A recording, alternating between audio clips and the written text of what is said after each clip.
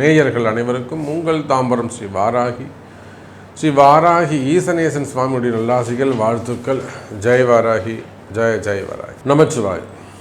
ஜூலை மாத ராசி பலன்கள். உலகம் முழுவதும் வாழக்கூடிய என் அன்பு பக்தர்களே, ஜூலை மாதம், இந்த ஜூலை மாதத்தில் 2 அற்புதமான கிரக சேர்க்கை. ஃபஸ்ட்டு ஒரு 15 நாட்கள் சூரிய பகவான் குருவோடு இணைக்கிறார். குரு சூரியன் தொடர்பு. இந்த குரு சூரியன் இணைவு அப்படிங்கிறது பொதுவாகவே 12 ராசி அன்பர்களுக்கும் ரொம்ப ஒரு சிறப்பானதாகவும் யோகமானதாகவும் அமைகிறது. அதே போல் ஜூலை 15 தேதிக்கு பிறகு ஆடி மாதம் பிறந்துடுச்சுனாக்கா சூரியன் புதன் தொடர்பு, அதுவும் கடகத்தில் ஏற்படுது. அப்போ அந்த சூரியன் புதன் காம்பினேஷனும் ரொம்ப ஒரு அற்புதமான காம்பினேஷன்ஸ். ஏன்னா அவங்க 2 பேருமே க்ளோஸ் ஃப்ரெண்ட்ஸு. அப்போ அதை விட இந்த ஜூலை மாதத்தில் ரொம்ப சிறப்பான உயர்ந்த இந்த மாதம் சிறப்பாக இருக்கும், நல்லா இருக்கும், அல்லது நினச்ச காரியங்கள் நிறைவேறும். எத்தனையோ தடைகள் இருந்த போதும் அந்த தடைகள் எல்லாம் விலகும்.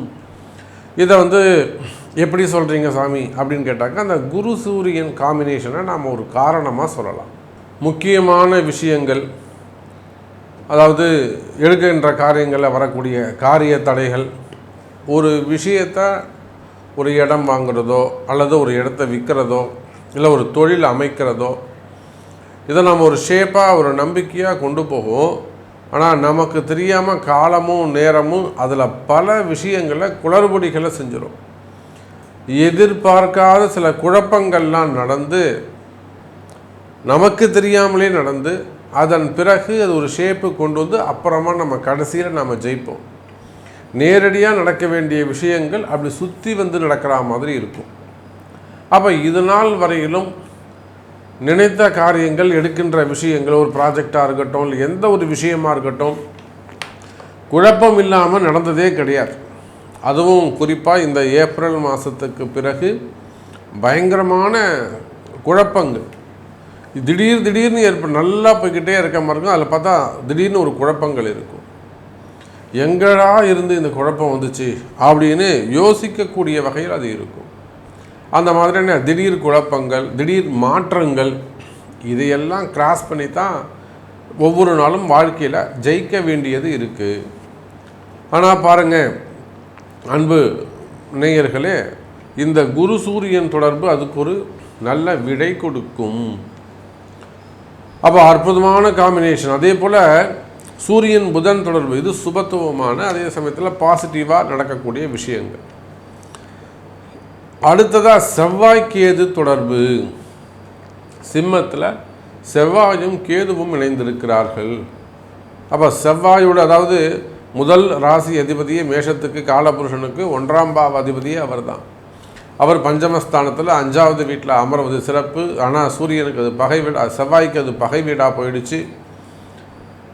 அங்கே ஏற்கனவே ஒரு அசுப கிரகம் உட்கார்ந்துருக்கு. அந்த செவ்வாய்க்கேது தொடர்பு ஏற்படுகிறது. அப்போ மீண்டும் அந்த அரசியல் கழகம், அரசாங்கத்திற்கான கழகங்கள், அரசாங்கத்திற்கான அவப்பெயர்கள், அல்லது இராணுவம் மற்றும் உள்நாடு வெளிநாட்டு அந்த உறவு முறைகளில் வரக்கூடிய சட்ட சிக்கல்கள், போர் பதற்றங்கள், இல்லை போர் கலகங்கள், மெயினாக நான் காம்ப்ரமைஸ் பண்ணுறேன் அப்படின்னு சொல்லிட்டு அது மூலிமா வரக்கூடிய குழப்பங்கள், கலகம், மெயினாக கலகங்கள். அதே போல் செவ்வாய்க்கேது காம்பினேஷன்ஸ் வரும்போது என்னதான் ஒரு தைரியமாக ஒரு வீரியத்தோட தைரியசாலியாக இருந்தாலும், பெரிய ரவுடியாக இருந்தாலுமே கூட, பெரிய அரசியல் தலைவர்களாக இருந்தாலும், எதை ஒன்றும் தைரியமாக செய்யக்கூடியவர்களாக இருந்தாலும் அவர்களெல்லாம் பிடிச்சி உள்ளே போட்டுருவாங்க. இதேன்னு ஒரு வம்பு வழக்கில் உட்கார லாக் பண்ணிவிடுவார். ஒரு பெரிய சந்தர்ப்பங்களை ஏற்படுத்தி அவங்கள ஒரு லாக் செயல்பட விடாமல் தடுத்துடும் அந்த செவ்வாய்க்கேது தொடர்பு.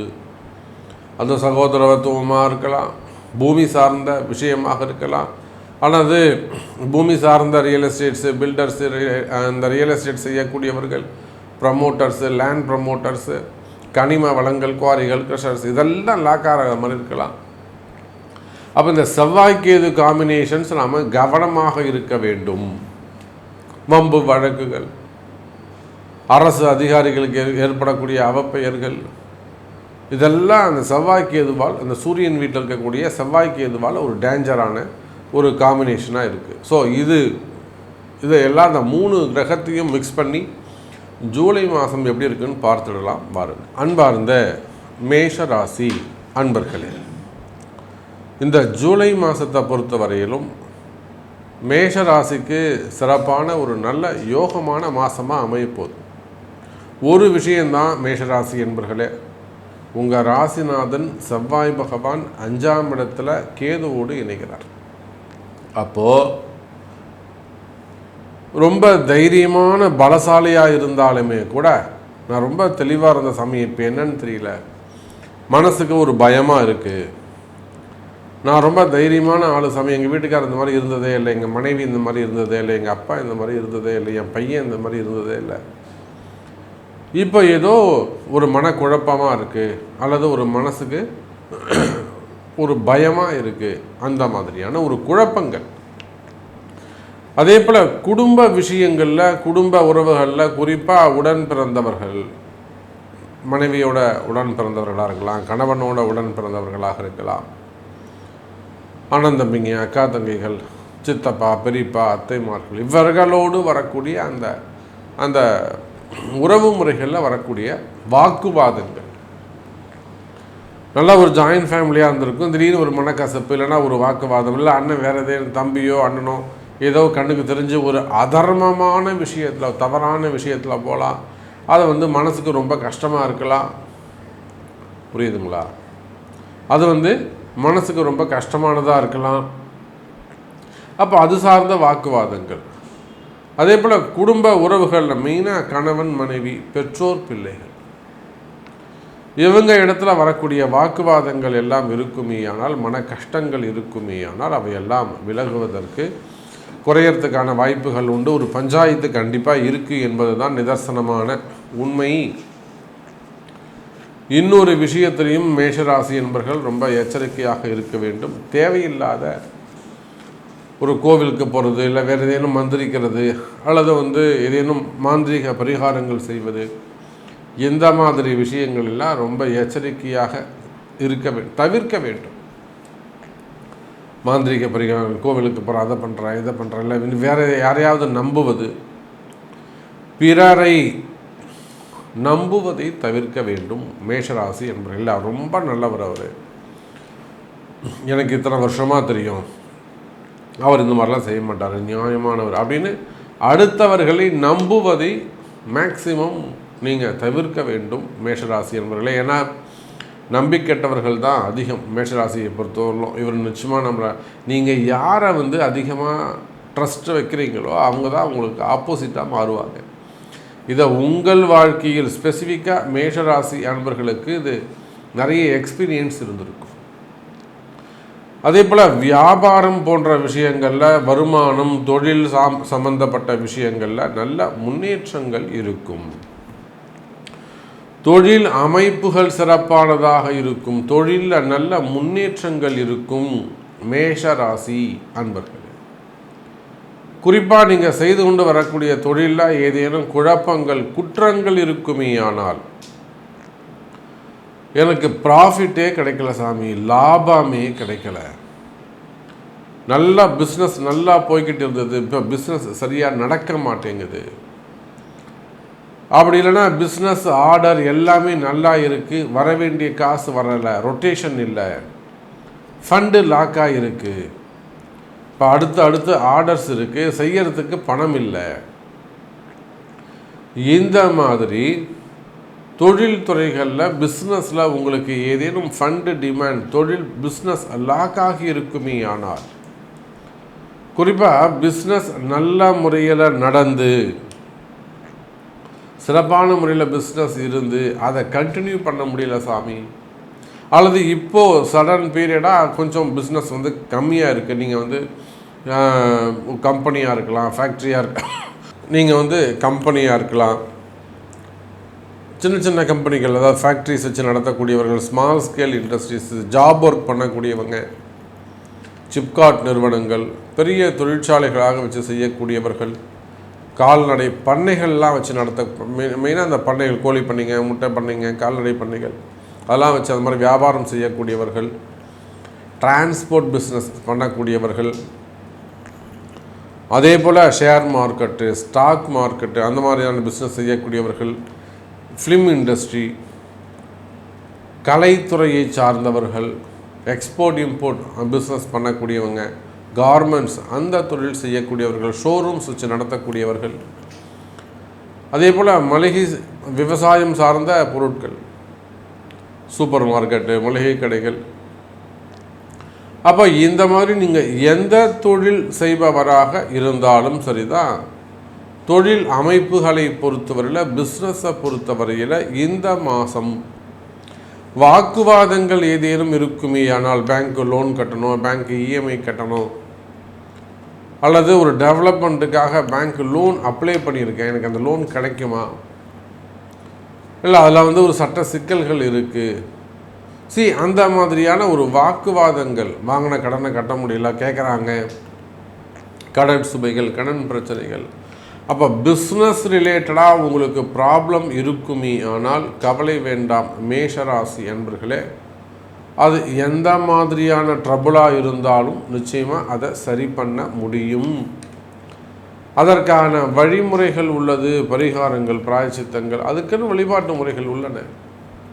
அப்போ உங்கள் பிறப்பு ஜாதகத்தை கொண்டு ஏன் இந்த மாதிரி திடீர்னு ஒரு லாக் பீரியட் வந்தது, அது இன்னும் எத்தனை நாளைக்கு கண்டினியூ ஆகும், இதை நம்ம உள்ளே போனால் ஜெயிக்க முடியுமா, இல்லை அதுக்கு சொல்யூஷன் என்ன இருக்குது அப்படிங்கிறத பார்த்து அதுக்குரிய வழிபாடுகள் செய்வீர்களே ஆனால் நிச்சயமாக மேஷ ராசி என்பர்களே தொழில் அமைப்புகள் சிறப்பானதாக இருக்கும்.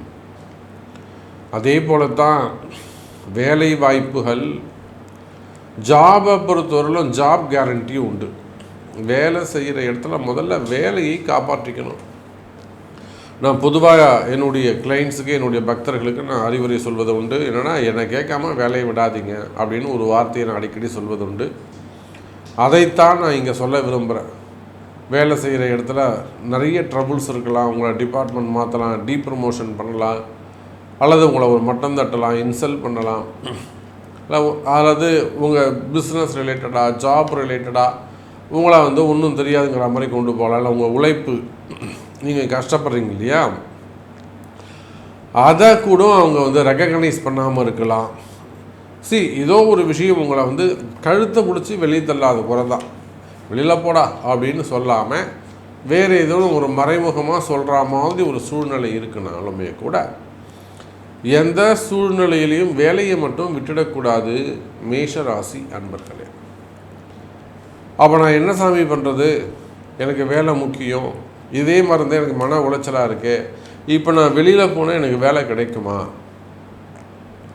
அல்லது இங்கே இருந்தால் நம்ம சுச்சுவேஷன் சரி பண்ணிக்க முடியுமா, உங்களுடைய ஹையர் ஆஃபீஸர்ஸ், மேனேஜரோ அல்லது யாரோ ஒருத்தர் உங்களை ட்ரபிள் பண்ணுறாங்க, அப்போ வேலையில் பிரச்சனைகள் இருக்குமே ஆனால் அதெல்லாம் இந்த வேலையை காப்பாற்றிக்க வேண்டும் மேஷராசி அன்பர்களே.